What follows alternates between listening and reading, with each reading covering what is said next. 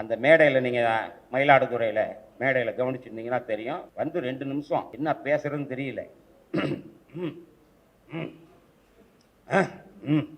உரிமை இருமை கொண்ட கம்முது கவ்வுது. கருத்து சுதந்திரம் என்பார்கள், மாற்று கருத்திற்குரிய மண் என்பார்கள். கருத்திற்கு தர்க்கத்தை எடுத்து வைத்து அதை மோதி அந்த கருத்தை தகர்ப்பதற்கு வீழ்த்துவதற்கு பதிலாக தனிமனித தாக்குதலிலும் அவர் குடும்பத்தில் உள்ள பெண்களின் மீதும் ஆபாசமான அநாகரிகமான வார்த்தைகளை வீசி விமர்சிப்பது என்பது என் அறிவார்ந்த பெருமக்களே, ஆரம்பிக்கும் போதே தனி மனித தாக்குதல் அளவு கடந்து போய் குடும்பத்தை, பெண்களை, இவர்கள்லாம் கருத்தை கருத்தால் சந்திக்கிறவர்கள் ரொம்ப பாதிக்கப்பட்டு. ஏன்னா நீ என்ன சொன்ன, ஒரு 4-5 சின்ன பிள்ளைகளை விட்டு பெரியாரோட அம்மா கர்ப்பப்பையை எடுத்திருந்தா பெரியார ஈவேரா சனியனே பிறந்திருக்காது, ஈவேரா சனியன் பிறக்காம இருந்திருந்தா தமிழ்நாடு நல்லா இருந்திருக்குன்னு பேச வச்சேன். நாங்க எப்பவும் நாசுக்கா நாகரிகமா பேசுவோம். இவர் மனோஜ் என்ன பண்ணிட்டாரு, நேரடியா அடிச்சார். பேசிமாவன் தானே நீயே அப்படி கடுமையான மன உளைச்சலுக்கு ஆளாயிட்டார். இப்படி சொல்லிட்டாரு. நீ 2 தலைமுறையை தோண்டி எடுத்து திட்டுவ, அவன் 4 தலைமுறையை தோண்டி எடுக்கிறான். யாரு? அனில் குஞ்சு இருக்கு. இவர் ரொம்ப துளிர் விட்டு அலைஞ்சாரு. அவன் தூக்கி போட்டு மாங்கு மாங்கு மாங்கு மாங்குன்னு அடிக்கிறான், வெளுவெளுன்னு வெளுக்கிறான். எங்களுக்கே சமயத்துல பாவமா இருக்கு, என்னடா இப்படி போட்டு மிதிக்கிறான். ஏன்னா இவன் அம்மான்னு ஆரம்பிச்சா அவன் உன் பாட்டியே தெரியாதாங்க. தமிழீழ விடுதலைக்கு முதலாக 4 கோடி ரூபாய்களை வாரி வழங்கியவர் அப்படின்னு சொல்றேல. அந்த எம்ஜிஆர் படத்தை, பெரியார் படத்தை வைக்க வேணாம், நீ உன் மேடையில பெரியார் படம் இருக்கிறது எங்களுக்கு அசிங்க, நீ வைக்காத. காளிமுத்து படம் வச்சிய, நீ எம்ஜிஆர் படம் வைக்கணுமா இல்லையா? ஏன் வைக்கல? என்ன காரணம்? ஏன் அவர் தமிழருக்கு பெரியார் இல்லை? காரணம் என்ன? மலையாளி. அப்ப நீ யாரு? திராவிட பொங்கல் வச்சா நான் திராவிடத்தையே பொங்கல் வைப்பேன் அப்படின்னு. ஏன் அவ்வளவு பெரிய வீரன், வீராதி வீரன், மானஸ்தன், யோக்கியன், நாணயத்தன், பெரிய வீரன், நீ திராவிடத்தையே பொங்க வைக்கிறவன். 4 நாளைக்கு முன்னாடி அமித்ஷா மோடி பொங்கல்னு வச்சார, என்னடா பண்ணிக்கிட்டு இருந்த? நீயே என்ன பண்ண? திருச்சியில மோடி பொங்கல்னு வச்சாயா. உங்கள் அனைவருக்கும் அன்பு கிடந்த வணக்கத்தினை தெரிவித்துக் கொள்கின்றேன்.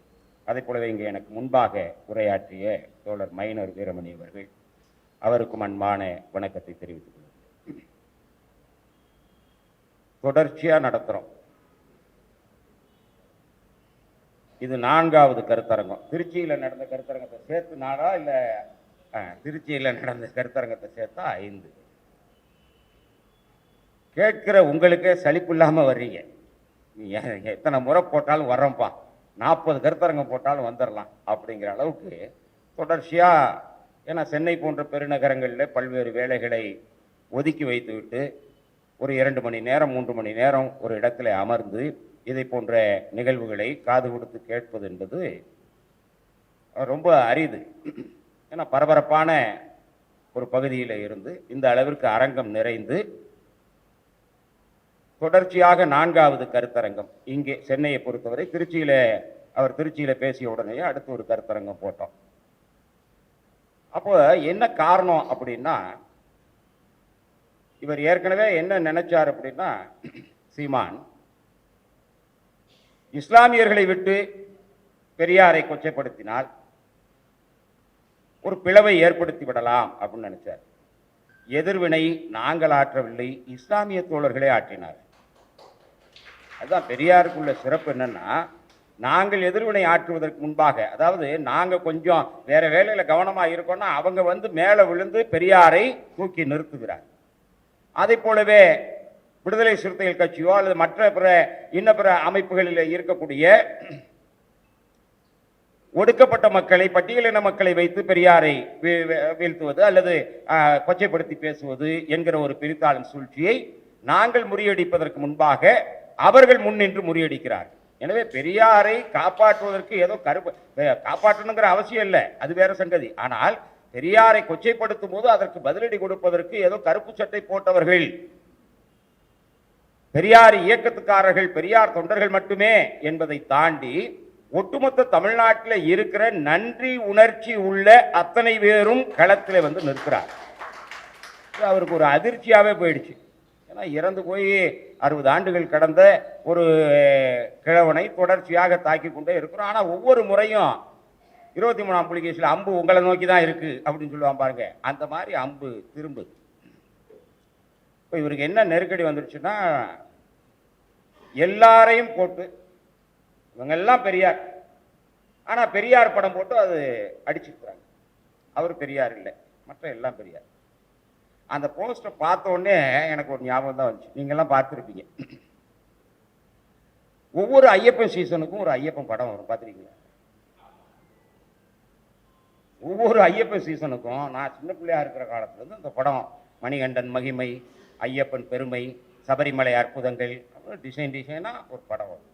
அந்த படம் தியேட்டர்லேயும் ஓடாது, எங்கேயும் ஓடாது. அது எதுக்கு எடுக்கிறான், யார் அதுக்கு ஃபைனான்ஸ் பண்ணுறா, எப்படி கணக்கு காட்டுறதுக்கு எடுக்கிறானா, என்ன காரணம், அதெல்லாம் எதுவும் தெரியாது.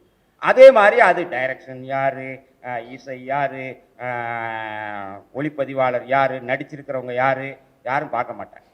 இப்போ நாளைக்கு பராசக்தி வருதா, பராசக்தி இப்போ நாட்டில் என்ன ஆகி போச்சுன்னா, ஒடுக்கப்பட்ட மக்களுக்கான, பிற்படுத்தப்பட்ட மக்களுக்கான முக்கியமான தீர்ப்புகள் வரும்போது கூட நீதிமன்றத்தை நோக்கி இவ்வளவு ஆவலாக இருந்ததில்லை. இவ்வளவு பார்க்கலாம். இடபிள்யூஎஸ்ன்னு 10% ஒதுக்கிட்ட ரொம்ப நைஸாக நகர்த்திட்டு போயிட்டான். ஆனால் இன்னும் நம்மால் என்ன நினச்சிட்டு இருக்கிறான், இந்த எஸ்சிக்கெல்லாம் நீங்கள் கொடுக்கறதுனால தாங்க எங்களுக்கு ரொம்ப கஷ்டமாக இருக்குது அப்படிங்கிறான். அப்போ அந்த அளவுக்கு அறியாமையில் அவனுக்கு என்ன செய்யறது தெரியல. அந்த தீர்ப்பு இருக்கிறத அது அது என்ன பாதகத்தை நமக்கு ஏற்படுத்தும், எந்த மாதிரியான விளைவுகளை ஏற்படுத்தும், அதை பற்றி கவலை இல்லை. சென்சார் வந்துருச்சா, தீர்ப்பு கொடுத்துட்டாங்களா, எத்தனாம் தேதி ஒத்தி வச்சுருக்குறாங்க, ஜனநாயகம் எப்போ வருது, அதே போலவே பராசக்தி நாளைக்கு வருது. வந்தது பிறகு தான் தெரியும். தமிழ் திரைப்பட உலகத்தை பொறுத்த வரைக்கும் திராவிடர் இயக்கத்தை இதுவரைக்கும் முழுசாக யாரும் சினிமாவில் கொண்டு வந்து சேர்த்ததில்லை. இது சேர்க்குறாங்களான்னு பார்ப்போம், விமர்சனம் இருந்தால் செய்ய போகிறோம், அது வேற சங்கதி. ஆனால் அதே நேரத்தில் நண்பர்களே, இப்போ ஐயப்பன் திரைப்படம் நீங்கள் பார்த்துருக்கலாம், அந்த மாதிரி வரும். அது யாரும் இந்த மாதிரி ஆவலா எப்போ வரப்போகுது, எத்தனாம் தேதி ரிலீஸு, யார் நடிச்சிருக்கிறாங்க, யார் ஒளிப்பதிவு, யார் இசை, இதெல்லாம் யாரும் பார்க்க மாட்டாங்க. அது பாட்டுக்கு வருஷத்துக்கு ஒருக்க வரும். எப்போ வருதுன்னு தெரியாது, எப்போ போகுதுன்னு தெரியாது. ஆனால் ஒரு பெரிய விஷயம் என்னென்னா, அந்த படத்தில் தமிழ்நாட்டில் இருக்கிற அத்தனை நடிகரும் நடிச்சிருப்பாங்க. நீங்கள் அந்த படத்தை பார்த்தீங்கன்னா தெரியும். ஐயப்பன் படத்தில் ஒவ்வொருத்தருக்கும் ஒவ்வொரு வசனம் இருக்கும். சாமியே அப்படிங்கிறதுக்கு ஒருத்தர், சரணம் ஐயப்பா அப்படின்னு சொல்கிறதுக்கு இன்னொருத்தர், மணிகண்டன் மகிமையை பார்த்தீங்களா அப்படிங்கிறதுக்கு இன்னொரு நடிகர். அதாவது லூஸ் மோகனில் ஆரம்பித்து பெரிய உச்ச நடிகராக இருக்கிறவங்க மோப்பட்டு எல்லாருக்கும். ஏன்னா அதுக்கு என்ன காரணம்னா, யாருக்கும் இந்த காஸ்டியூம்னு சொல்கிறாங்களே, அந்த உடை, இந்த இதெல்லாம் எதுவுமே தேவையில்லை. எல்லாருக்கும் ஒரு கருப்பு வேட்டி, கருப்பு சட்டையை போட்டு, கழுத்தில் மாலையை போட்டு ஒரே மாதிரி இருக்கிறாங்களா, காவி வேட்டியை கட்டி விட்டு ஒரு பஸ்ஸு, அந்த பஸ்ஸு பயணமாகும். அதுதான் கதை. எல்லா நடிகரும் நடிப்பாங்க. அந்த படம் பார்த்தீங்கன்னா தமிழ்நாட்டில் இருக்கிற அத்தனை, கோடம்பாக்கத்தில் இருக்கிற எல்லா நடிகர்களும் நடித்த ஒரு படம். அதை மாதிரி தான் இந்த ஆள் என்ன பண்ணா, சீமான் எல்லா தலைவர்களையும் போட்டு ஒரு படம் எடுத்தான். எப்படி ஐயப்பன் படம் ஓடாதோ அது மாதிரி அந்த படமும் ஓட போறதில்லை. எல்லா நடிகரையும் போட்டு ஒரு படம் மாதிரி, எல்லா பின்னாடி எல்லாம். மைனர் சொன்னார் பாருங்க, நைசா மாமனார் காளிமுத்து, அவரை உள்ள விட்டார். காளிமுத்து படம் வச்சியே, எம்ஜிஆர் படம் வச்சியா? எம்ஜிஆர் கிட்ட அல்லகையா இருந்தவர், எடுபடி கடுபடியா இருந்தவர் தானே காளிமுத்து. காளிமுத்து படம் வச்ச இல்ல, எம்ஜிஆர் படம் வச்சிருக்கியா? ஏன் வைக்கல? 4 கோடி ரூபாய் கொடுத்தவரியா? தமிழீழ விடுதலைக்கு முதலாக 4 கோடி ரூபாய்களை வாரி வழங்கியவர் அப்படின்னு சொல்றேல. அந்த எம்ஜிஆர் படத்தை, பெரியார் படத்தை வைக்க வேணாம், நீ உன் மேடையில் பெரியார் படம் இருக்கிறது எங்களுக்கு அசிங்க, நீ வைக்காத. காளிமுத்து படம் வச்சிய, நீ எம்ஜிஆர் படம் வைக்கணுமா இல்லையா? ஏன் வைக்கல? நீ மற்றவங்க படத்தெல்லாம் விட்டுரு. மைனர் சொன்னார், குட்டிமணி படம் இருக்குதா, ஜெகன் படம் இருக்கா, அவங்களெல்லாம் முதல்ல தெரிஞ்சாதானே, அதெல்லாம் விட்டுருங்க. எம்ஜிஆர் படம் 4 கோடி ரூபாய் கொடுத்து அந்த புலிகளை ஆயுத பலத்தில், நீங்கள் ஆயுதம் வாங்கி தமிழனுக்குன்னு ஒரு நாடு வச்சுக்கிங்க அப்படின்னு சொன்னதாக நீ சொல்ற. அந்த எம்ஜிஆர் படத்தை போட்டுக்கணுமா இல்லையா? என்ன காரணம்? ஏன் அவர் தமிழருக்கு பெரியார் இல்லை? காரணம் என்ன? மலையாளி. அப்ப நீ யாரு? நான் அதை பிரிவினை பேசல. நீ அவரை மலையாளின்னு ஒதுக்குறிய, என்ன காரணம்? ஏன்னா அவர் மலையாளினா திராவிட சமூகத்தில் வந்துருவாரு. இவர் திராவிடர்களை ஒத்துக்கிறது கிடையாது, திராவிடத்தை ஒத்துக்கிறது கிடையாது, திராவிடம்னு பேசக்கூடாது. அதனால எம்ஜிஆர் படமும் இல்லாம, பழைய புலிகள் படமும் இல்லாம, அங்கங்க ஒவ்வொரு ஆளை ஒவ்வொரு சமூகத்திற்கும் ஒவ்வொரு சாதிக்கும் ஒரு ஆளை தூக்கி நிறுத்தி இவங்க தான் எங்கள் சமூகத்துக்கு பெரியார், இவர் தான் முப்பாட்டை, இவர் தான் பெரும்பாட்டை, இவர் தான் எங்களுக்கு சித்தப்பன், இவர் தான் எங்களுக்கு பெரியப்பன் அப்படின்னு நீ இவ்வளவு பெரிய படம் காட்டுறியே. இப்போ உனக்கு என்ன நெருக்கடி? சீமானுக்கு இப்போ என்ன நெருக்கடி ஆகி போச்சுன்னா,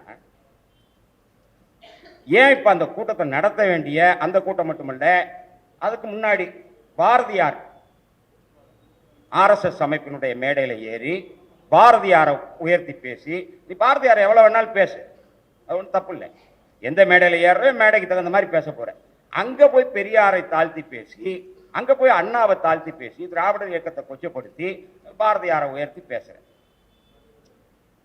ஏன் அந்த நெருக்கடி வருது? உனக்கு தெரியும், நம்ம இப்படி பேசினா நாளைக்கு எல்லாரும் நம்மளை போட்டு தூக்கி போட்டு மிதிப்பான் அப்படின்னு தெரியும். தெரிஞ்சு பேசுகிறேன். எதுக்காக பேசுகிற? காரணம் என்ன? என்ன காரணம்னா, இப்போ நீ அண்மை காலமாக இந்த விஜய் அரசியலுக்கு வந்ததுக்கு பிறகு இந்த ஆளை சீந்தறதுக்கு ஆள் இல்லை. அப்போ ஒரு பரபரப்பை திருப்பணும். மேடையில் பேசுறது தான் நாங்கள் புலிக்குட்டி, புலிக்குட்டி, பிரபாகரனின் பிள்ளைகள், புலிகள், புலிக்குட்டி. அணில் குட்டி கிட்ட மாட்டிக்கிட்டு முழிக்குது. ஏன்னா வல்லவனுக்கு வல்லவன் வையகத்தில் உண்டுன்னு நீ வந்து 2 தலைமுறையை தோண்டி எடுத்து திட்டுவ, அவன் 4 தலைமுறையை தோண்டி எடுக்கிறான். யாரு? அணில் குஞ்சு இருக்கு. இப்போ போட்டியே கடுமையான போட்டி எங்கன்னா அவங்களுக்குள்ளதான் அங்கே போட்டி. சமூக வலைதளங்கள்ல, பொது இடங்கள்ல எங்கே பார்த்தாலும். ஏன்னா நாமெல்லாம் என்ன நினைச்சோம்னா, ஐயோ இந்த சாக்கடை கிட்ட போய் நம்ம மோதினோம்னா சாக்கடை நம்ம மேலே தானே தெரிக்கும் அப்படின்னு கொஞ்சம் நாகரிகமாக ஒதுங்கினோம்ல. இவர் ரொம்ப துளிர் விட்டு அலைஞ்சாரு. அவன் தூக்கி போட்டு மாங்கு மாங்கு மாங்கு மாங்குன்னு அடிக்கிறான். நாகரிகம் வெளுவெளுன்னு வெளுக்கிறான். எங்களுக்கே சமயத்தில் பாவமா இருக்கு, என்னடா இப்படி போட்டு மிதிக்கிறான். ஏன்னா இவன் அம்மான்னு ஆரம்பிச்சா அவன் உன் பாட்டியே தெரியாதாங்க. பாட்டியோட பாட்டி என்ன பண்ணாங்க தெரியுமா? இப்படி தாங்க. இதுதான் இன்னைக்கு பெரிய தத்துவார்த்த வாதங்கள். அப்படி ஆயிடுச்சு இன்னைக்கு தமிழ்நாடு. நாங்கள் அப்படியே ஓரமாக வேடிக்கை பார்த்துக்கிட்டு முடிச்சுட்டு ஒரு ரவுண்டு முடிச்சுட்டு வாங்க, அப்புறம் நம்ம பேசுவோம் அப்படின்னு இருந்தோம். இவன் ரொம்ப அடி தாங்கலை. ஏன்னா பெரியாரிஸ்ட்டு காப்பாற்றுவான்னு பார்த்தா, ஏன்னா அவன் கூட சண்டை போட்டுக்கிட்டு இருக்கான், அவனும் காப்பாற்றாம வேற பக்கம் திரும்பிக்கிட்டான். நம்மளை இங்கே அடி வாங்கி இங்கே போத்து விட்டான். நாங்கள் தான் சொல்லிட்டோம்ல, உனக்கும் அவனுக்கும் தான் போட்டி. 2 பேரில் யாராவது ஒருத்தன் கடிச்சு குதறி எப்படியாவது வந்து சேருங்க அப்படின்னு.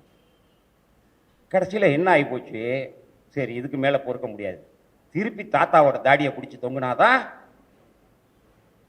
சூழல் திரும்பும், நம்மளை எல்லாரும் கவனிப்பான், வேற மாதிரி இவனுங்கிட்ட இருந்து நம்ம தப்பிக்கலாம் அப்படின்னு முடிவெடுத்த அந்த மேடையில் அவ்வளோ பேர் எல்லாரும் படத்தையும் போட்டு, பொதுவாக மேடையில் வந்த உடனேயே கையை தூக்குவார், காலை தூக்குவார், கத்துவார், எல்லாம் பண்ணுவார்ல. அந்த மேடையில் நீங்கள் மயிலாடுதுறையில் மேடையில் கவனிச்சிருந்தீங்கன்னா தெரியும். பாருங்கள் நாளைக்கே வந்து 2 நிமிஷம் என்ன பேசுறதுன்னு தெரியல, உரிமை இருமை கொண்ட கம்முது கவ்வுது. என் அறிவார்ந்த பெருமக்களே, ஆரம்பிக்கும் போதே ஆரம்பிச்சு தனி மனித தாக்குதல் அளவு கடந்து போயிடுச்சு. அப்படிதான் ஆரம்பிக்கிறார். தனி மனித தாக்குதல் அளவு கடந்து போய் குடும்பத்தை, பெண்களை, இவர்கள்லாம் கருத்தால் சந்திக்கிறவர்கள். அப்படிதான் அந்த பேச்சே ஆரம்பிக்குது. ரொம்ப பாதிக்கப்பட்டு ரொம்ப ஆழமா. அதுக்கு என்ன காரணம்? இங்க நடந்த கருத்தரங்கம் தான் நினைக்கிறேன், இங்க தான் நடந்துச்சு போல.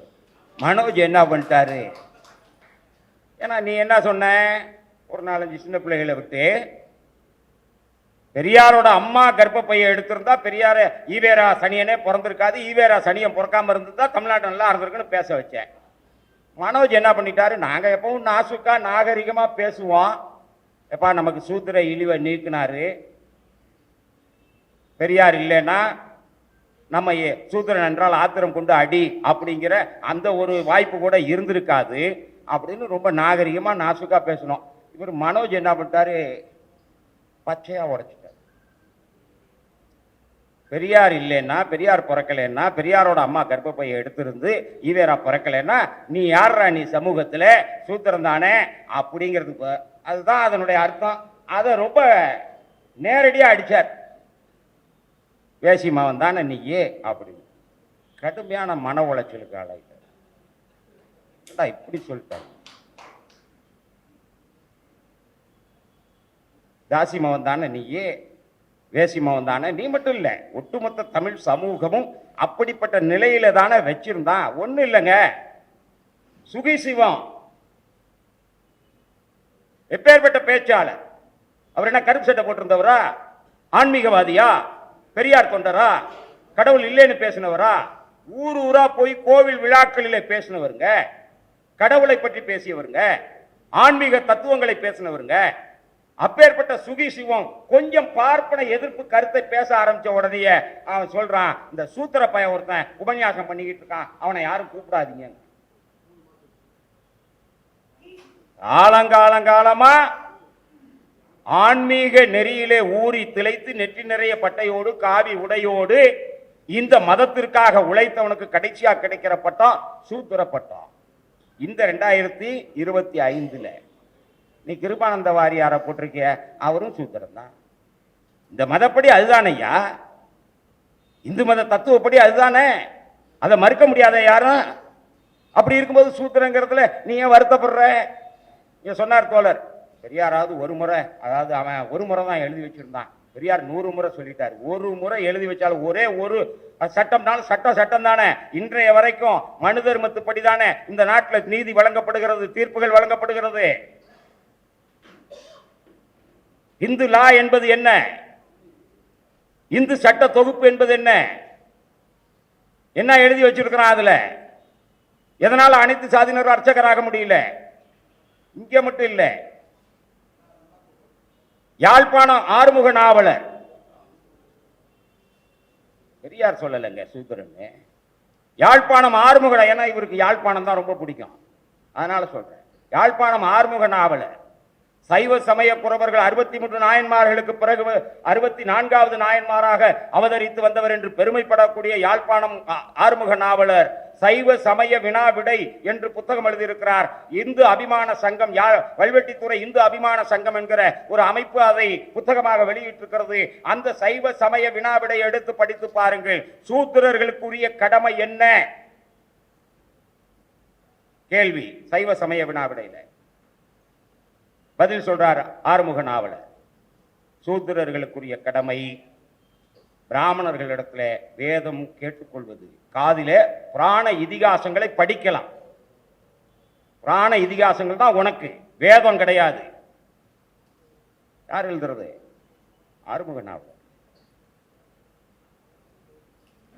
அப்ப சூத்திர இழிவு என்பது தொடர்ச்சியாக இருக்கிறது. நீ வேணா அதை கண்டு காணாம போகலாம். நான் சூத்திரன் கிடையாது, நான் பிராமணன் சொன்னதை ஏத்துக்க முடியாது, மனு தர்மம் சொல்றது எங்களுக்கு என்ன சம்பந்தம், நாங்க தனி சமூகம், தமிழ் சமூகம் தனி சமூகம், எங்களுக்கும் பெரியார் சொன்ன மனு தர்மத்துக்கும் சம்பந்தம் இல்லை அப்படின்னு நீ மேடைக்கு பேசலாம்.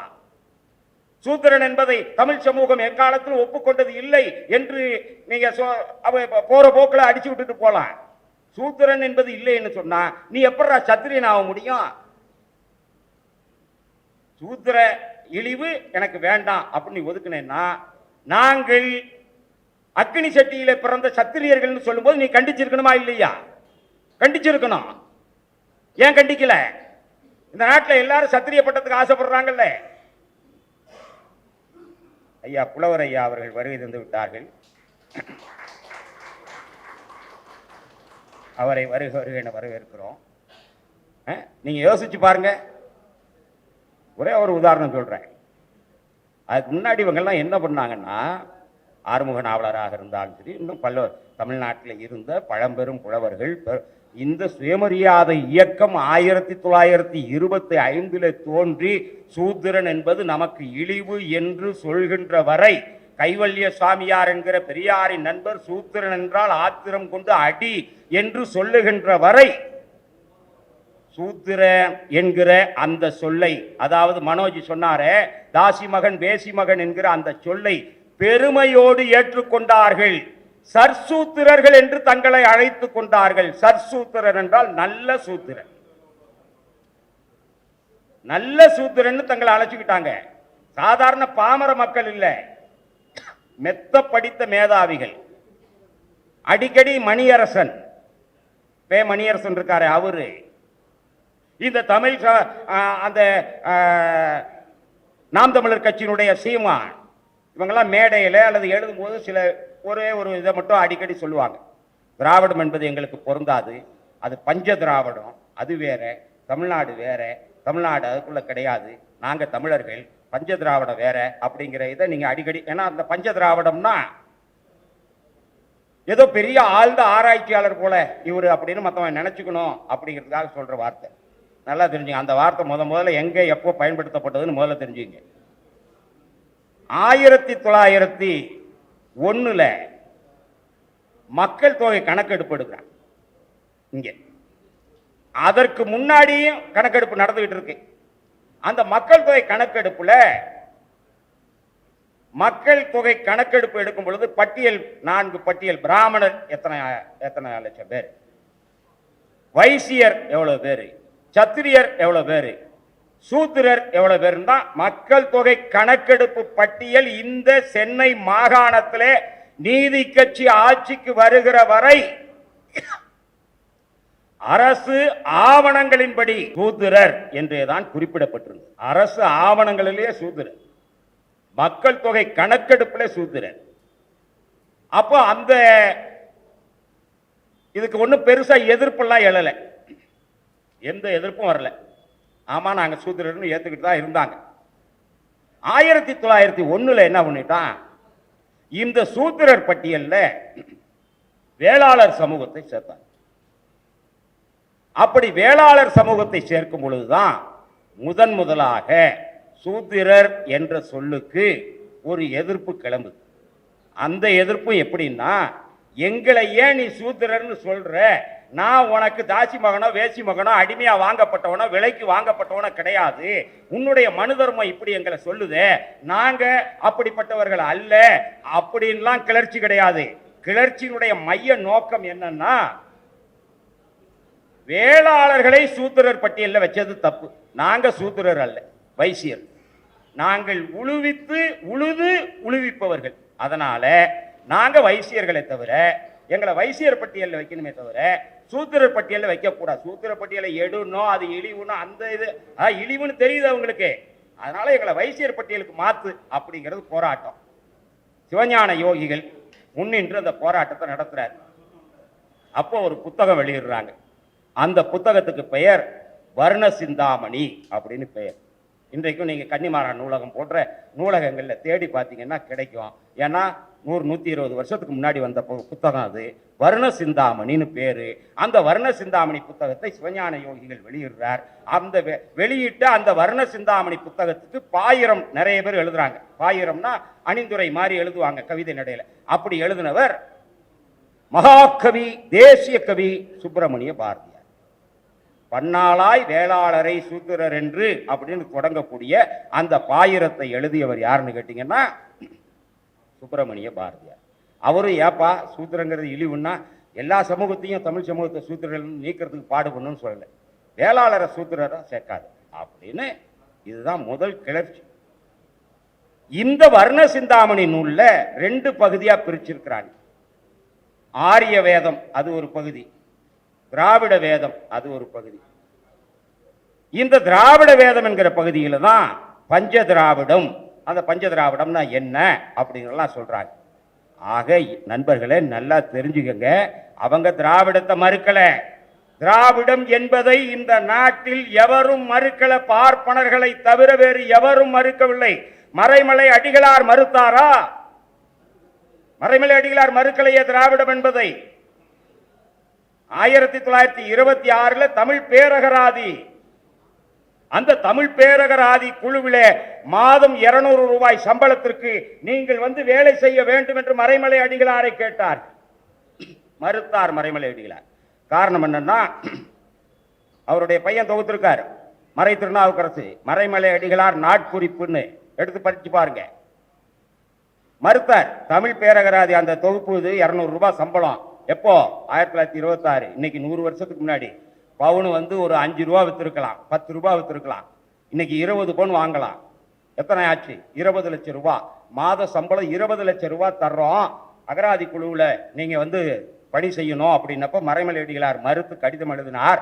என்ன கடிதம் எழுதினார்னா, நான் இறைவன் சேவைக்காக என்னை ஒப்படைத்துக் கொண்டு விட்டேன், எனவே இந்த இதுக்காக தொகுப்பு குழுவுக்கு நான் வர முடியாது அப்படின்னு மறுத்து கடிதம் எழுதிட்டார். 1926 7வது மாசம். அதற்கு அடுத்து சில மாதங்களிலேயே பேராசிரியர் கா சுப்பிரமணிய பிள்ளை, எம்எல் பிள்ளை என்று அழைக்கக்கூடிய காசு பிள்ளை என்று சொல்வார்களே, அவர் மறைமலை அடிகளாருக்கு ஒரு கடிதம் எழுதினாரு. திராவிட ஆய்வு மையத்தின் இயக்குனராக நீங்கள் பொறுப்பேற்றுக் கொள்கிறீர்களா என்று கேட்டார். மறைமலை அடிகளார் சொன்னார், நானாக விண்ணப்பிக்க மாட்டேன், அவர்களாக அழைத்தால் ஏற்றுக்கொள்கிறேன். தமிழ் பேரகராதிக்கு நான் வரமாட்டேன், இறைவன் பணிக்கு என்னை ஒப்படைத்து விட்டேன் என்று எழுதிய மறைமலை அடிகளார் ரொம்ப ஆண்டு இல்லை, அடுத்த ஒரு 3 மாதங்களிலே திராவிட ஆய்வு மையத்தின் பொறுப்பை, இயக்குனர் பொறுப்பை நான் ஏற்றுக்கொள்கிறேன், நானாக விண்ணப்பிக்க மாட்டேன், அவர்கள் அழைக்கட்டும் வருகிறேன் என்று சொன்னார். மறைமலை அடிகளார் கடைசி வரை திராவிடத்தை எதிர்த்தாரா, மறுத்தாரா, இல்லை என்று சொன்னாரா? சென்னை பல்கலைக்கழகத்திலிருந்து இந்த நாட்டுடைய முக்கியமான இடங்களில், அறிவார்ந்த சபைகளிலே திராவிடம் குறித்து பல உரைகளை ஆற்றியவர் மறைமலை அடிகளார். பாவாணர் திராவிடத்தை எதிர்த்தாரா? அவர் கடைசியாக கலந்து கொண்டது உலக தமிழ் மாநாடு மதுரையிலே. அங்கேயும் என்ன சொன்னார்? திராவிடத்திற்கு தாய் தமிழ் என்று சொன்னாரே தவிர திராவிடம் இல்லை என்று மறுக்கவே இல்லையே. அவரு திராவிடம் நம்மை வீழ்த்தியது என்று சொல்லவே இல்லையே.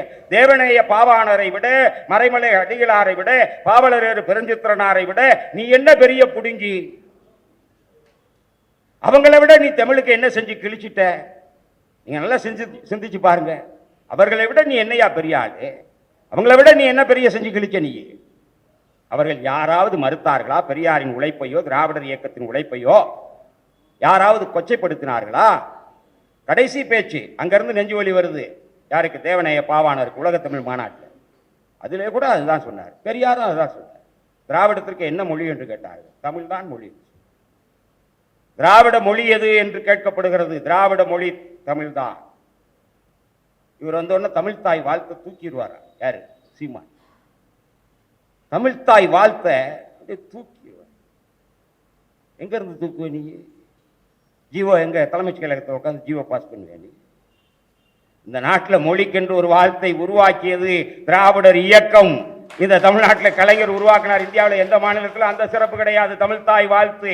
அந்த தமிழ்தாய் வாழ்த்தை நீ வந்தோன்னு தூக்கிட்டு, ஏன்னா அதுல திராவிடனல் திருநாடுன்னு வருது. அது கன்னடம், தெலுங்கு, மலையாளம் இதெல்லாம் பிரிஞ்சுதுன்னு இருக்கு. அதெல்லாம் இந்த திராவிடர்கள். அதுவும் எப்படி சொல்றான்?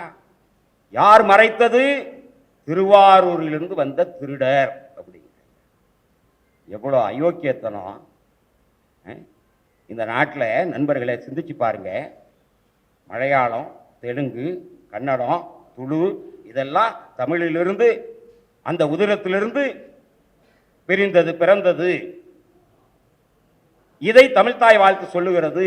ஆரியம் போல் உலக வழக்கொழிந்து சிதையாமல் இருக்கிறது தமிழ் என்கிற பகுதியெல்லாம் கலைஞர் நீக்கிவிட்டார் என்று சொன்னால், கலைஞரை பொறுத்தவரை மொழிக்கென்று ஒரு வாழ்த்தை முதலாக வைக்கிறார். அப்படி வைக்கும் பொழுது இன்னொரு மொழியை தாழ்த்தக்கூடாது. அப்படி தாழ்த்தினால் நான் வைக்கிற அந்த நோக்கம் சிதைந்து போகும். அதை எல்லோரும் எதிர்ப்பார்கள், மறுப்பார்கள். எனவே சில வரிகளை நீக்கிவிட்டு மனோன்மணியம் சுந்தரனாருடைய அந்த மொழி வாழ்த்து பாடலை வைத்தார். அருமை நண்பர்களே, அதிலே கன்னடம், கலிதெலுங்கு, மலையாளம் இவையெல்லாம் தமிழிலிருந்து பிரிந்தது, பிறந்தது, அந்த உதிரத்திலிருந்து உதித்தது என்று சொல்லி இருக்கிறார். பெரியார் என்ன சொன்னார் தெரியுமா? பெரியார் என்ன சொன்னார் தெரியுமா? நான்கும் தமிழ்தான் என்று சொன்னார். பிரிஞ்சதுன்னு சொல்லல, பிறந்ததுன்னு சொல்லல, நான்கும் தமிழ்தான் என்று சொன்னவர். இது எப்பேற்பட்ட வார்த்தை நீங்க யோசிச்சு பாருங்க. பெரியார் சொல்றாருங்க, திராவிட மொழி எது என்று கேட்கப்படுகிறது. திராவிட மொழி தமிழ்தான். கன்னடமும், தெலுங்கும், மலையாளமும், துளுவும் எதுவாக இருந்தாலும் அத்தனையும் தமிழ்தான். நான் சொல்லுவது உங்களுக்கு வியப்பாக இருக்குமானால், நான் சொல்லுவது உங்களுக்கு மறுப்பாக இருக்குமானால், 4 மொழிகளிலே இருக்கிற புலவர்களை கூட்டிக் கொண்டு வந்து உட்கார வையுங்கள். உட்கார வைத்து தெலுங்குல இருக்கிற, மலையாளத்தில் இருக்கிற, கன்னடத்தில் இருக்கிற வடமொழி சொற்களை எல்லாம் நீக்கிக் கொண்டே வாருங்கள். எஞ்சியது பழம் தமிழே, இலக்கண தமிழே, இலக்கிய தமிழே என்று சொன்னவர் பெரியார். குக்களும் நக்கிடும் குளவி கல்லுக்கு குடமுழுக்கு ஒரு கேடா அப்படின்னு ஒரு முழக்கத்தை கேட்டிருப்பீங்க. குக்கள்ங்கிறது என்ன? நாய். நாய் நக்கிற கல்லுக்கு எதுக்கடா பாலை ஊற்றி கும்பாபிஷேகம் பண்ற அப்படின்னு. அந்த குக்கங்கிற வார்த்தை இப்ப எங்க தெரியுமா பயன்படுது? தெலுங்குல தான் இருக்கு. நாய்க்கு குக்க. அவ்வை என்கிற சொல் என்ன? மூத்தோரை, முன்னோடிகளை குறிப்பது, பெரியவர்களை குறிப்பது. ஏன் அவ்வைன்னு சொல்றோம்? அவ்வாங்கிற சொல்லு இன்னமும் எங்க இருக்கு? தெலுங்குல. நாம என்ன சொல்றோம்? வீடு, மனை. மலையாளத்தை என்ன சொல்றான்? மனை. தெலுங்குல என்ன? இல்லு.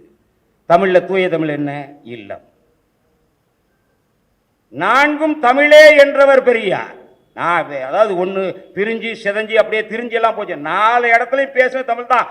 நாவலந்தீவு என்பது என்ன? இந்தியா முழுக்க தமிழ் தான். சமஸ்கிருத பண்பாட்டு படையெடுப்பினாலே திரிந்து சிதைந்தது. ஆரியர்கள் வர வர வர வர நம்மளை கொண்டு வந்து நெருக்கி கொண்டு வந்து வச்சா. இதையெல்லாம் முதலிலே எடுத்து காட்டிய இயக்கம், மக்களிடத்தில் கொண்டு போய் சேர்த்த இயக்கம் திராவிடர் இயக்கம். தந்தை பெரியார் இந்த உணர்வை, இந்த மொழி உணர்வை, இந்த இன உணர்வை சனியனான தமிழ்னு சொல்லிட்டார், காட்டு மிராண்டின்ட்டார். சொல்லுவார், சொல்றதுக்கான தகுதி அவருக்கு இருந்துச்சு.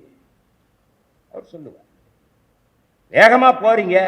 இப்ப நம்ம என்ன பண்றோம்? எல்லாரும் யார் எத்தனை பேர் வேஷ்டி கட்டியிருக்கிறது இல்லை? வேட்டி எத்தனை பேருங்க கட்டியிருக்காங்க? யோசிச்சு. பேண்ட், கால் சட்டை. வேகமா ஓடுவதற்கு வசதியாக இருக்கு. பேருந்தை பிடிக்கிறதுக்கு, வேகமா போறதுக்கு வசதியா இருக்கு. எல்லாத்துக்கும் பயன்படுது. 2 பாக்கெட் இருக்கு, முன்னாடியும் பின்னாடி. இப்ப நம்ம நிலைமை என்ன ஆயிடுச்சுன்னா, வேட்டிக்கு பாக்கெட் வைக்கிற மாதிரி ஆயிடுச்சு.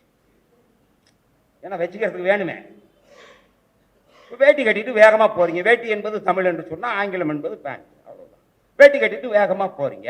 வேகமா பஸ்ஸை பிடிக்கணும், பேருந்து போயிட்டு இருக்கு, வேகமா ஓடுது, தடுக்குது. என்ன சொல்லுவீங்க? அட சனியை முடிச்ச வேட்டி அப்படின்னு தூக்கி கட்டிட்டு போவீங்களா இல்லையா? இதாண்டா பெரியார் சொன்னாரு. தடுக்கும் போது சொன்னாரு. அதுக்காக இனிமே யாரும் வேட்டி கட்டக்கூடாது, எல்லாம் நிர்வாணமா தெரியணும்னு அர்த்தமா? எல்லாம் அம்மனமா அலையணும்னு அர்த்தமா? அவர் சொல்லுவார், அவரை தவிர வேறு எவரும் இந்த தமிழ்நாட்டில் அந்த வார்த்தையை சொல்வதற்கு தகுதி படைத்தவர்கள் இல்லை. அவர் சொன்னார். இதைத்தான் புரட்சி கவிஞர் பாரதிதாசன் சொன்னார். அடித்து திருத்தினார். ஒரு தந்தையை போல அடித்து திருத்தியவர் பெரியார் ஒருவர்தான். நீ இன்றைக்கு மேடை ஏறி கொண்டு நான் ஐயா அவர்களாக வந்து விட்டார்கள். நிறைவாக ஒரே ஒரு செய்தியை சொல்லி விடைபெற விரும்புகிறேன். நண்பர்களே, நீ சொல்ற இன்னைக்கு திராவிட பொங்கல் முதலமைச்சர் அறிவிச்சாரு. திராவிட பொங்கல் வச்சா நான் திராவிடத்தையே பொங்கல் வைப்பேன் அப்படின்னு. ஏன் அவ்வளோ பெரிய வீரன், வீராதி வீரன், மானஸ்தன், யோக்கியன், நாணயத்தன், பெரிய வீரன், நீ திராவிடத்தையே பொங்க வைக்கிறவன். 4 நாளைக்கு முன்னாடி அமித்ஷா வந்து மோடி பொங்கல்னு வச்சார. என்னடா பண்ணிக்கிட்டு இருந்த நீ? என்ன பண்ண? திருச்சியில வந்து மோடி பொங்கல்னு வச்சா ஐயா. அங்கதான் சொல்லணுமே, திராவிடமே தமிழ், தமிழே திராவிடம். மோடி பொங்கல்னு வச்சான் பிஜேபிக்காரன். என்ன செஞ்ச நீ? இதுவரைக்கும் ஒன்றிய அரசை எதிர்த்து, பாரதிய ஜனதாவை எதிர்த்து, இந்த வர்ணாசிரமத்தை எதிர்த்து, இந்த சனாதன கும்பலை எதிர்த்து, இந்த பாசிசத்தை எதிர்த்து ஏதாவது ஒரு பேச்சு அந்த திருவாரூர் மேடையிலே கூட 1.5 மணி நேரம் பேசுறேன்னா 1.25 மணி நேரத்துக்கு மேலே திராவிடர் இயக்கத்தை, திராவிடர் இயக்கத்தின் தலைவர்களை கொச்சைப்படுத்தி இழித்து பழித்து பேசிவிட்டு கடைசியா போனா போதுன்னு ஒரு 5 நிமிஷம் பாரதிய ஜனதாவை அப்படி பேசுற மாதிரி காட்டிக்கிறிய தவிர, நீ யாருக்கு உளவு வேலை பார்க்கிற? நீ யாருக்கு அடிமை வேலை பார்க்கிற? நல்லா சிந்திச்சு பாருங்க. நீங்க திராவிடத்தை பொங்க வைக்கிறதுக்கு நீ வந்து வச்சிட முடியுமா? நீ என்ன? நீ 8% ஓட்டு வாங்கிட்டேன், 7% ஓட்டு வாங்கிட்டேன். கலைஞரும் ஜெயலலிதாவும் இல்லாத களத்துல நீ 8% வாங்கிட்டேன், தடி எடுத்தவன் எல்லாம் சண்டை பிரசண்டைங்கிற மாதிரி நான் 8% வாங்கிட்டேன், 7% வாங்கிட்டேங்கிற. இந்த நாட்டில் பிரஜா சோசலிஸ்ட்னு ஒரு கட்சி இருந்துச்சு. 4 எம்எல்ஏ இருந்தாங்க சட்டமன்றத்தில். உனக்கு வாழ்நாள் முழுக்க ஒரு எம்எல்ஏ உன்னால சட்டமன்றத்துக்கு அனுப்ப முதல்ல நீ ஜெயிச்சு இந்த சட்டமன்றத்துக்கு உள்ள போவியாட? நீ ஜெயிச்சு மக்கள்கிட்ட ஓட்டு வாங்கி நீ தமிழ் தாய் வாழ்த்தை மாற்றுவேங்கிற, திராவிடத்தை பொங்க வைப்பேங்கிற, மாப்போசி கூட எப்படியோ அண்ணா கிட்ட நெஞ்சு நெஞ்சு உள்ள போயிட்டா இருப்பா சட்டமன்றத்துக்குள்ள. நீ என்ன செய்வ? நீ தனித்தே போட்டி. இதை ஒரு வேலையா மக்களை ஏமாத்தி தனித்தே போட்டி. தனிச்சு தான் போட்டி. ஏன் தனிச்சு போட்டி? 234 தொகுதிக்கும் திரள் நிதி வசூல் பண்ணா ஒரு தொகுதிக்கு குறைச்சலா ஒரு 25 லட்சம் வசூல் பண்ண. காலம் முழுக்க தனிச்சே தான் நிப்பார் சீமான். அதுல மாற்று கருத்துல. இதை நிறைய பேர் என்ன நினைக்கிறான், பெரிய வீரம் அது அப்படின்னு நினைக்கிறான். ஒரு கட்சியை தொடங்கி அந்த கட்சியை வளர்த்து அந்த கட்சியை கொண்டு போய் நிறுத்த வேண்டிய இடத்துல நிறுத்தணும் அப்படின்னு கட்சி மேல பற்றும் தன்னை நம்பி வந்து இருக்கிறவர்கள் மேல பற்றும் உள்ளவங்க ஒவ்வொரு, ஏன்னா அரசியல்ங்கிறது சதுரங்கம். எதிராளி எந்த காயை நகர்த்துகிறானோ அதற்கு தகுந்த மாதிரி காய் நகர்த்தணும். அப்படி காய் நகர்த்தியதனாலே தான் அருமை நண்பர்களை இன்றைக்கு விடுதலை சிறுத்தைகள் என்கிற இந்த அமைப்பு அரசியல் சதுரங்கத்தில் நீடித்து நிலைத்து நிற்பதற்கான அவங்க அந்த காயை அப்படி நகர்த்தினதுனால, தலைவர் திருமாவர்கள் அப்படி காய் நகர்த்தினதுனால நீ கடைசி வரைக்கும் காய் நகர்த்த மாட்டேன். இப்படியே கையை கட்டி வேடிக்கை பார்த்துக்கிட்டு இருப்ப. அவன் ஆடட்டும். ஏன்னா உனக்கு காசே கையை கட்டி வேடிக்கை பார்க்கறதுக்காக கொடுக்குறான்டா, ஆடுறதுக்காக இல்லை, வேடிக்கை பார்க்கறதுக்கு காசு வாங்குறான். பாவம். கொஞ்ச நாள் மெழுகுவர்த்தியை தூக்கிட்டு அலைஞ்சான், கொஞ்ச நாள் கரும்பை தூக்கிட்டு அலையிறான், விவசாயத்தை தூக்கிட்டு அலையிறான். என்னமோ யாரு அந்த வேட்பாளர் 234க்கு வேட்பாளர் அறிவிச்சிட்டார். முதல்ல வேட்பாளர் அறிவிச்சது இவர் தானா. ஊருக்கு போய் சேர்றவன் தாண்டா பஸ் எல்லாம் பார்த்து எங்க போகுது, எத்தனை மணிக்கு கிளம்புது, எப்போ எடுப்பீங்க அப்படின்னு கேட்டு ஏறுவான். எங்கேயோ போய் தொலைது, பொழுதுபோக்கா போய் உட்காருங்க, ஏதோ ஒரு பஸ்ஸில் ஏறி உட்காந்துக்குவோம். அந்த பஸ் ஊருக்கு போகுதான்னு பார்க்க மாட்டான், முன்னாடி என்ன போட்டிருக்குன்னு பார்க்க மாட்டான், நம்ம போய் சேர வேண்டிய ஊரான்னு பார்க்க மாட்டான், சும்மா ஏறி உட்காந்துக்குவான். அந்த மாதிரி 234 தொகுதியிலும் இவன் ஆளை அனுப்பிச்சி விட்டுருவான். அதுங்க பாவம் பெரிய துண்டு, இவ்வளோ நாள் அந்த துண்டை காணாம். தேர்தல் வந்தோடனே பெரிய துண்டை போட்டுக்கிட்டு இப்போ எல்லாம் டவுன் பஸ்ஸுக்கு பின்னாடி அலையுதுங்க. தமிழ்நாடுன்னு ஸ்டிக்கர் ஓட்டுறது, தமிழ்நாடுன்னு ஸ்டிக்கர் பிரைவேட் பஸ்ஸில் போய் தனியார் பேருந்துலையும் போய் ஓட்டிக்கிட்டு தமிழ்நாடு அரசு போக்குவரத்து கழகம் எல்லாம் பெரிய பெரிய துண்டு. இந்த துண்டுக்கு மேலே அவங்க அந்த குரூப், அவன் சிவப்பு மஞ்சள் அவன் துண்டை போட்டுக்கிட்டு, இல்லை ஆளுக்கு ஆளு துண்டை போட்டுக்கிட்டு பார்த்தீங்கன்னா டவுன் பஸ்ஸு பின்னாடி அலையிற இலவசமாக போகிற பேருந்து பின்னாடி எதற்காகன்னா நாங்கள் தமிழ்நாடை காப்பாற்ற போகிறோம். ஏன்னா ஓட்டு வாங்கணும், ஓட்டு வாங்கிறதுக்கு முன்னாடி திரள் நிதி வசூல் பண்ணணும். அப்போ நீ அந்த மேடையில் நண்பர்களே பெரியாரை கொச்சைப்படுத்தி ஒரே ஒரு செய்தியை சொல்லி முடிக்கிறேன். என்ன சொல்ற? நீ 10 காசு கொடுக்காது கருமி. என் தாத்தன் வஉசி சொத்தையே அளித்தார். என் பெரும்பாட்டன் முத்துராமலிங்க தேவர் அவரு ஏழைகளுக்கெல்லாம் நிலத்தெல்லாம் எழுதி வச்சுட்டார். ஆனா இந்த ஈவேரா ஒரு பைசா கொடுக்கல. யாருக்காவது கொடுத்திருப்பார்? யாருக்காவது ஏதாவது செஞ்சிருப்பாரா? அவ்வளவு கல்வி நிறுவனங்களை எல்லோரும் தொடங்கினார்கள். பெரியார் என்ன செஞ்சார் அப்படின்னு கேட்கிறேன். ஒரே ஒரு செய்தியை சொல்லி முடிக்கிறேன். நண்பர்களே, திருச்சியில ஈவேரா கல்லூரி இருக்கிறது. அந்த ஈவேரா கல்லூரி 3 ஏக்கர் நிலத்தோடு 3 லட்சம் ரூபாய் பணத்தை கொடுத்து பெரியார் தொடங்கிய கல்லூரி அரசிற்கு ஒப்படைத்த கல்லூரி. காரணம் என்ன தெரியுமா? பெரியார் அப்போல்லாம் முதல் தலைமுறையாக படித்து வர்றவங்க, அப்படி முதல் தலைமுறையாக படித்து வர்றவங்க காலேஜில் இடம் கிடைக்காது, கல்லூரிகளில் பெரிய அளவுக்கு இடமே கிடையாது. பார்ப்பனர்கள் தான் நீக்கமர நிறைஞ்சிருந்தாங்க. நம்மால் முட்டி மோதி கல்லூரி படிப்பு வரைக்கும் போகிறதே அரிது. அப்படி போகிறவங்களுக்கு இடம் இல்லை. திருச்சியில் ஜோசப் காலேஜ், திருச்சியில் புனித வளனார் கல்லூரி இருக்கிறது, பிஷப் ஹீபர் காலேஜ் இதுதான் இருந்துச்சு, நேஷனல் காலேஜ் இருந்துச்சு. இந்த 3 கல்லூரியை தவிர வேறு கல்லூரி கிடையாது. அப்போ நேஷனல் காலேஜுங்கிறது அந்த தேசிய கல்லூரி, அது பார்ப்பனர் ஆதிக்கத்தில் இருந்தது. ஆனால் பார்ப்பனர்களால் உருவாக்கப்பட்டது அல்ல, நாட்டுக்கோட்டை நகரத்தார்களால் உருவாக்கப்பட்ட அந்த தேசிய கல்லூரி கரையான் புற்றெடுக்க கருணாகம் குடி புகுந்தது போல அருமை நண்பர்களை பார்ப்பனர்கள் உள்ளே நுழைந்து ஆக்கிரமித்துக் கொண்டார்கள். என்ன காரணம்னா அந்த நகரத்தார்களுடைய அந்த பக்தி, அந்த ஆன்மீக போக்கு, அது மூலமா இவெல்லாம் உள்ள நுழைஞ்சிட்டான். உள்ள நுழைஞ்சு நிர்வாக குழு முழுக்க பார்ப்பனர்கள் தான். அப்ப பெரியார் கடிதம் எழுதி கொடுத்தார், வர்ற இத்தனை பேருக்கு சீட்டு கொடுங்க, 4 பேர் வர்றாங்க, 2 பேர் வர்றாங்கன்னு. தேசிய கல்லூரி நிராகரித்து விட்டது. பெரியார் கொடுத்த அதை நிராகரிச்சு வந்து சொன்னாங்க, ஐயா சீட்டு இல்லை, நீங்க சிபாரிசு பண்ணி கிடைக்கல, படிக்க வழி இல்லை, எங்க போகணும், சென்னைக்கு போகணும், வசதி இல்லை, திருச்சியிலே இல்லைன்னா அப்புறம் வேற எங்க கல்லூரி. அப்படிப்பட்ட நிலையில பெரியார் டவுன்ஹால், திருச்சியில் டவுன்ஹால் இருக்கு, அந்த டவுன்ஹால் கூட்டம் நடக்குது. அந்த கூட்டத்தில் அறிவிக்கிறார், இந்த மாதிரி ஆயிடுச்சு, நானே திருச்சியில் ஒரு கல்லூரி தொடங்கலாம்னு இருக்கேன் அப்படின்னு சொல்லி வேகமாக பேசிட்டார். பேசினதுக்கு பிறகு கல்லூரி தொடங்கிறதுக்கான முயற்சியில் ஈடுபடுறார். அப்படி முயற்சியில் ஈடுபடும் போது நேராக கல்லூரிகளில் போய் பார்க்குறாரு. ஈரோட்டில் அவருக்கு தெரிஞ்ச கல்லூரி, அவருடைய நிர்வாக பொறுப்பில் இருந்த கல்லூரி எதுனா சிக்கைய நாயக்கர் கல்லூரி. அந்த சிக்கைய நாயக்கர் கல்லூரியில் போய் பார்க்குறாரு, சுற்றி பார்க்குறாரு. காலேஜ் தொடங்கணும் திருச்சியிலன்னு முடிவுக்கு வந்துட்டார் பெரியார். போய் சுற்றி பார்த்து ஒவ்வொரு இடமா பார்க்குறார். தமிழ் துறை, வேதியியல் துறை, அறிவியல் துறை ஒவ்வொன்றா பார்க்குறாரு. இவ்வளவும் இருக்கணும், இத்தனை டிபார்ட்மெண்ட் இருந்தால் தான் கல்லூரி தொடங்க முடியும். வேதியியல் துறைக்கு போனார். கெமிஸ்ட்ரி உள்ள நுழைஞ்சோடனே தராசு வச்சுருந்தாங்க, சின்ன சின்னதாக தராசு, மில்லிகிராம் அளவுக்கு துல்லியமாக காட்டணும் இல்லையா, அந்த தராசு 15 தராசு இருந்துச்சு.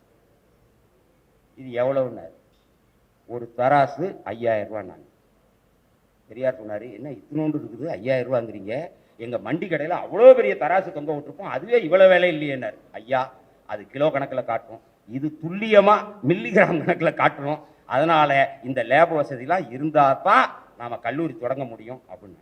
ஒரு தராசு 5000 ரூபான்னா 20 தராசு வாங்கணும்னா எங்கே போகிறது, அதுக்கே 1,00,000 ரூபாயா, என்னையா இது அப்படின்னு நம்ம அவசரப்பட்டு வார்த்தையை விட்டுட்டோமே, கல்லூரி தொடங்குறோம்னு. அதோட விட்டுருக்கலாம், யாரும் நினைப்ப வச்சு கேட்க போகிறதில்ல. நான் வாக்கு கொடுத்துட்டேன், அரசுகிட்ட தூது அனுப்புகிறேன், திருச்சியில் ஒரு கல்லூரி, எனக்கு இடம் இருக்குது, நான் இடமும் தர்றேன், பணமும் தரேன், அரசு முயற்சி எடுத்து கல்லூரி தொடங்குங்கன்னு. இது காமராஜர் ஆட்சியில். அதற்கான பேச்சுவார்த்தைகள்லாம் முடிந்து கல்லூரி தொடங்கும் போது பக்தவச்சலம் ஆட்சி. ஆனாலும் பெரியார் சொன்ன சொல்லிலிருந்து மாறல. 3 லட்சம் ரூபா கொடுத்தாரு. சி சுப்பிரமணியம் மேற்கொண்டு 1 லட்சம் வாங்குங்க அப்படின்னாரு. திருப்பி அவங்க கேட்டுட்டாங்க, நம்ம மறுக்க விடாது, இன்னொரு 50,000 கொடுத்தாரு. எப்போ? 1965. 3,5 லட்சம் ரூபா பணம் கொடுத்து 2,5 ஏக்கர் 3 ஏக்கர் நிலம் கொடுத்து, தன்னுடைய சொந்த நிலத்தை கொடுத்து, இன்றைக்கும் பிற்படுத்தப்பட்ட மக்கள் தங்களுடைய கல்வி வாழ்வாதாரமாக கருதுவது திருச்சி பெரியார் ஈவேரா கல்லூரி தான். பல பேரை படிக்க வைத்து உயர்த்தியது. இன்றைக்கு முன்னாள் மாணவர் சங்கம் அங்கே இயங்கிக் கொண்டிருக்கிறது. பல்வேறு தடைகளை கடந்து அந்த கல்லூரியிலே ஆண்டுதோறும் பெரியார் பிறந்தநாள் விழாவை நடத்தி கொண்டிருப்பவர் இன்றைக்கு நாடாளுமன்றத்துடைய உறுப்பினர் திருச்சி சிவா. அவர் அந்த கல்லூரியில் படித்தார். அந்த கல்லூரியில் படித்து பெரிய பெரிய வழக்கறிஞர்கள், மருத்துவர்கள் எவ்வளோ பேர் இருக்காங்க. இந்த சீமான் ஈரோடு இடைத்தேர்தல் நின்று அங்கே ஒரு வேட்பாளரை போட்டு, நான் பெரியாரை வீழ்த்த போகிறேன், பெரியார் மண்ணிலே போய் நிற்க போகிறேன். நாங்கள் அங்கே போய் நாங்கள் ஒரு வேட்பாளரை போட்டோம். நாங்கள் வேட்பாளரை போட்டு நாங்கள் எங்களுக்கு ஓட்டு கேட்கல, இவனை எதிர்த்து பிரச்சாரம் பண்ணிட்டு போகிறோம். அப்போ ஒருத்தர் சொன்னார், நாங்கள் ஒரு இடத்துல நின்று பேசுகிறோம், இந்த திருச்சி கல்லூரி இதெல்லாம் பேசுகிறோம். அப்போ ஒருத்தர் சொன்னார், இங்கே திண்டல்னு ஒரு இடம் இருக்குங்க, அங்கே வேளாளர் மகளிர் கல்லூரின்னு இருக்குது, அதுக்கு பெரியார் காசு கொடுத்துருக்குறாருங்க, இடம் கொடுத்துருக்குறாருங்க, நீங்கள் விசாரித்து பாருங்கள், நான் கேள்விப்பட்டிருக்கேன்னு சொன்னார். அதற்கு பிறகு விசாரித்து பார்த்தா இன்றைக்கு அந்த கல்லூரி திண்டல் மகளிர் கல்லூரி, ஈரோட்டுக்கு பக்கத்தில் இருக்கக்கூடிய திண்டல் வேளாளர் மகளிர் கல்லூரி இருக்கிறது. அந்த கல்லூரிக்கு இன்றைக்கு தலைவராக இருப்பவர் கல் இயக்கத்தின் தலைவர் நல்லசாமி. சும்மா நாங்கள் இவனை மாதிரி ஆவுன்னு கத்திட்டு போகிறவங்க கிடையாது. அவரை தேடி பிடித்து போனோம். இப்படி ஒரு செய்தி, இது உண்மையா என்று கேட்டோம். உடனே அதுக்கு முன்னாடி உடுமலையில் ரவின்னு ஒருத்தர் இருக்கிறார். அவர் தந்தை பெரியார் திராவிட கழகத்தின் புத்தகங்களை எல்லாம் அச்சிட்டு வெளியிடக்கூடியவர். அவரிடத்துல என்னங்க இப்படி சொல்றாங்களே, ஆமா உண்மைதான், நீங்க கல்வி இயக்க தலைவர் நல்லசாமியை பாருங்க, அவர் தான் இன்னைக்கு கல்லூரிக்கு தலைவர்னார். நாங்கள் நேராக நான், அண்ணன் கோவை ராமகிருஷ்ணன் அவர்கள் எல்லாரும் போய் அவரை போய் பார்ப்போம். அவர் அந்த கைலாச கவுண்டர்னு அந்த கல்லூரியுடைய நிர்வாக குழு தலைவர், அந்த கல்லூரியை உருவாக்கணும். அவருக்கு 100ஆண்டு விழா மலர் போட்டிருக்கிறாங்க. அந்த மலரை எடுத்து கையில் கொடுத்தாரு. நான் சொல்றதை விட நீங்களே படிச்சு பாருங்க அப்படின்னு. படித்து பார்த்தா 1969. அந்த 1969 அன்றைக்கு அந்த இடத்துல ஏக்கர் 2,500 ரூபாய். 1969 பவுன் என்ன விலை விற்றுருக்குன்னு பார்த்துங்க. ஒரு 1000 ரூபாய் விற்றுருக்குமா? 500 ரூபாய் விற்றுருக்கும். 1000 ரூபாங்கிறத 80க்கு பிறகு வந்தது. 1969 மகளிருக்குன்னு ஒரு கல்லூரி நடக்கணும். ஏன்னா அங்க சிக்கைய நாயக்கர் கல்லூரின்னு இருக்கு, அது ஆண்களுக்கானது. அந்த சிக்கைய நாயக்கர் கல்லூரியை உருவாக்கியது யார் தெரியுமா? பெரியாருடைய தந்தையார் வெங்கடப்ப நாயக்கர். ஏன்னா ஈரோடு மகாஜன பள்ளி என்கிற ஒரு பள்ளியை உருவாக்கி அந்த பள்ளியின் மூலமாகத்தான் அந்த கல்லூரி நடக்குது. அந்த ஈரோடு மகாஜன பள்ளி ஒரு வெள்ளைக்காரங்கிட்ட கிறிஸ்துவ மிஷினரிக்கு வித்து அந்த ஜாமான்லாம் ஏற்றிக்கிட்டு இருக்கும்போது பெரியாருடைய தந்தையார் பார்த்து தடுத்து, ஏன் இப்படி ஜாமான்லாம் ஏற்றிக்கிட்டு இருக்கீங்க, என்ன காரணம், பள்ளியை மூடிட்டோம், எங்களால் நடத்த முடியல. 2 ஐயங்கார் தான் நடத்திக்கிட்டு இருந்தாங்க. அந்த 2 ஐயங்காரும் ஈரோடு மகாஜன பள்ளியை இழுத்து மூடிவிட்டு ஒரு வெள்ளைக்கார மிஷினரிக்கு கொடுத்துட்டாங்க. ஜாமா ஏற்றிக்கிட்டு இருக்கிறாங்க. பெரியாருடைய தந்தையாரும் அந்த ஈரோடு நகரசபை தலைவரா பெரியாருக்கு பின்னாடி இருந்த ஷேக் தாவூத் சாஹிப் அவருடைய அப்பாவும் 2 பேரும் பார்த்து எதுக்காக ஜாமான்லாம் ஏற்றுறீங்க, நடத்த முடியலன்னா நிறுத்துங்க, நாங்கள் நடத்துகிறோம், ஜாமான்லாம் நாங்கள் விலைக்கு வாங்கிக்கிறோம், அந்த பள்ளிக்கூடம் அங்கேயே இருக்கட்டும்னு அந்த பள்ளிக்கூடம் கிறிஸ்துவ மிஷினரிக்கு போக வேண்டியது. அதை தடுத்து நிறுத்தி அவங்க எவ்வளோ பணம் நீங்கள் கொடுத்தீங்களோ அதை நாங்கள் கொடுத்துட்றோம், ஜாமான் செட்டெலாம் கீழே இறக்கி வைங்க, பள்ளி தளவாட சாமான்கள்லாம் கீழே இறக்கி வைங்கன்னு இறக்கி வச்சு சின்ன அளவில் ஆரம்பித்து ஒரு உயர்நிலை பள்ளியாக்கி ஈரோடு மகாஜன பள்ளியாக்கி அந்த ஈரோடு மகாஜன பள்ளி அதன் சார்பாக ஒரு கல்லூரி நடத்தி அதுதான் சிக்கைய நாயக்கர் கல்லூரியாக மலர்ந்து ஈரோட்டில் ஆண்களுக்கான கல்லூரியாக இருந்தது. அந்த கல்லூரி மட்டும்தான் இருந்த நிலையில பெண்களுக்கு ஒரு கல்லூரி வேணும்னு ஆரம்பிக்கப்பட்டது தான் கொங்கு வேளாளர் மகளிர் கல்லூரி. அப்போ ஏக்கர் 2500 ரூபா, 10 ஏக்கர் இடம் வாங்கியாச்சு. மொசன கவுண்டருங்கிறவர் ஒருத்தர் 10 ஏக்கர் நிலம் கொடுத்துருக்கிறார், 2500 ரூபா விலைக்கு. வேலை நடந்துகிட்டு இருக்கு. அந்த பள்ளி நிர்வாக குழு தலைவர் இருக்கிறாரு கைலாச கவுண்டருங்கிற, ஏன்னா நான் ஜாதி பேரை சொல்றேன்னு நினைக்காதீங்க, அந்த சம்பவத்தில் அப்படிதான் சொல்லப்படுது, அந்த நூற்றாண்டு விழா மலரும் அப்படிதான் இருக்கு.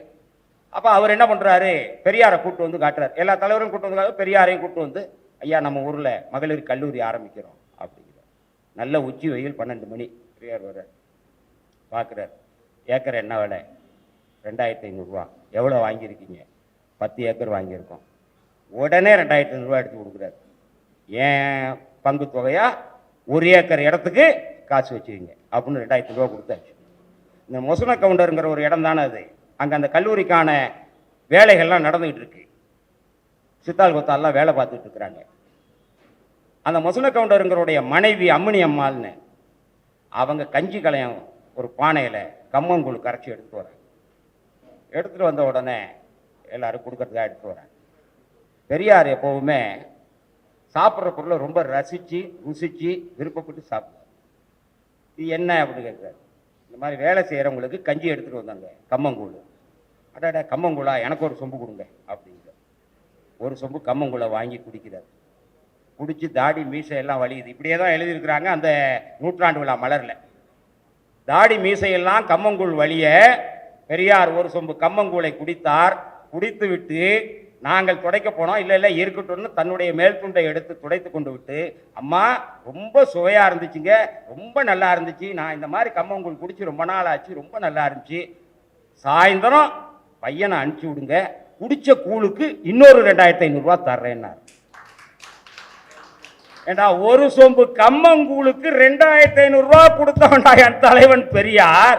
நீ கேட்கிற ஈரோட்ல பெரியார் வீட்டுக்கு பட்டா இல்லைன்னு. இந்த தமிழ்நாடே பெரியாருக்கு பட்டா போட்டு கொடுத்தது, இந்த தமிழ்நாடே பெரியாருக்கு பட்டா. நீ திரள் நிதி வசூல் பண்ணி ஈழத்தமிழங்கிட்ட பிச்சை எடுத்து திங்கிறவன், அவன் ஈழத்தமிழருக்கு இருக்கிற குற்ற உணர்ச்சி, ஐயோ அந்த போரில் நம்ம பங்கு கொள்ள முடியலையே, நம்ம அங்கே இருக்கிறோமே, வெளிநாட்டுக்கு வந்துட்டோமே, வேலைக்கு வந்துட்டோமே, இதை பற்றி பேசுகிறவனுக்கு அந்த கிறிஸ்துவத்தில் ஒன்று சொல்லுவாங்க பாருங்க, பாவக்காசுன்னு. அந்த பாவ மன்னிப்புக்கு பங்கு காசா ஏதாவது ஒன்று கொடுப்பான் பாருங்க. அதனால அப்படி பாவக்காசுன்னு சொல்லி அப்படி தன்னுடைய குற்ற உணர்ச்சியை தீர்த்து கொள்வதற்காக அங்கே இருக்கிற ஈழத்தமிழன் என்ன பண்ணுறான், ஏதோ புலின்னு கத்திக்கிட்டு இருக்கானே, இது காகித புலி, இது அட்டை புலின்னு தெரியல அவனுக்கு, ஏதோ கொடுக்கணும்னு கொடுக்குறான். அதை வாங்கி பிச்சை எடுத்து நீ திங்கிற. இன்னும் எவ்வளவோ செய்திகள் இருக்கு. தந்தை பெரியாரை பற்றியும் பெரியாருடைய பெருந்தொண்டை பற்றியும் மணிக்கணக்கில் பேசி கொண்டிருக்கலாம். திருச்சி அரசு மருத்துவமனையில் 1 லட்சம் ரூபாய் கொடுத்து குழந்தைகள் நலப்பிரிவை உருவாக்கியவர் பெரியார் மணியம்மையும். அந்த குழந்தைகள் நலப்பிரிவில் கேட்பாரற்று கிடந்த குழந்தைகளை எடுத்து வளர்ப்பதற்காக உருவாக்கப்பட்டது தான் திருச்சி அரசு மருத்துவமனை. புத்தூர் அரசு மருத்துவமனையில் போட்டு பெறுவாங்க. அப்படியே அப்படி கேட்பாரற்று கிடந்த குழந்தைகளை எடுத்து வளர்ப்பதற்காகவே உருவாக்கப்பட்டு பிற்காலத்தில் தமிழ்நாடு முழுக்க இருக்கக்கூடிய தாய் தந்தையற்ற குழந்தைகளை எடுத்து வளர்க்கக்கூடிய அளவிற்கு ஆளாக்கப்பட்டது தான். வளர்ந்து செழித்து பெரிய நிறுவனமாக இன்றைய வரைக்கும் இருக்கு நாகம்மையார் குழந்தைகள் இல்லம் திருச்சியில். இப்படி பெரியாரின் பெருந்தொண்டு சாதாரணமானதல்ல. அதனால்தான் புரட்சி கவிஞர் பாடினார், தொண்டு செய்து பழுத்த பழம்னார். தொண்டிலேயே பழுத்த பழம்டாது, வயசாகி பழுத்த பழம் அல்ல, தொண்டு செய்து பழுத்த பழம். தூயதாடி மார்பில் விழும் மண்டை சுரப்பை உலகு தொழும் மணக்குகையில் சிறுத்தை எழும் பார் அவர்தாம் பெரியார் என்று சொன்னால் அருமை நண்பர்களே, தொண்டிலே பழுத்த பெருங்கிளம், அந்த பழுத்த பழம். அப்படிப்பட்ட தலைவனை நீ இரவல் கடப்பாரை கொண்டு வந்தெல்லாம் அசைக்க முடியாது. ஒரு காலமும் இரவல் கடப்பாரை, பார்ப்பன கடப்பாரை, நீ கடன் வாங்கி கொண்டு வரக்கூடிய கடப்பாரை இமயத்தை அசைக்காது. நன்றி, அன்பு, வணக்கம்.